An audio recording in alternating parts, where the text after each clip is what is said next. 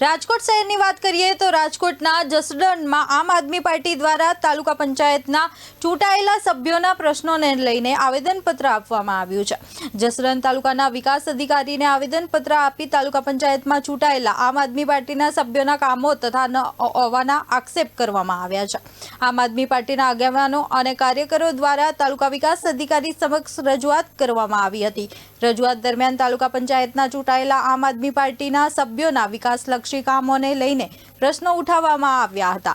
સાથે જ તાલુકા પંચાયતની સામાન્ય સભામાં 16માં નાણાં પંચની ગ્રાન્ટમાં આમ આદમી પાર્ટીના ચૂંટાયેલા સભ્યોના કામોને સમાવેશ કરવામાં આવે તેવી માંગ કરવામાં આવી રહી છે। આવેદનપત્ર મારફતે આમ આદમી પાર્ટી દ્વારા પોતાના ચૂંટાયેલા સભ્યોના વિસ્તારોમાં પણ જરૂરી વિકાસ કામોને પ્રાથમિકતા આપવા અને ગ્રાન્ટના યોગ્ય ઉપયોગ અંગે રજૂઆત કરવામાં આવી છે। હવે આમ આદમી પાર્ટી દ્વારા કરવામાં આવેલા આક્ષેપો અને માંગને લઈને તાલુકા પંચાયત તથા સંબંધિત તંત્ર તરફથી શું કાર્યવાહી કરવામાં આવે છે તેના પર પણ સૌની નજર છે।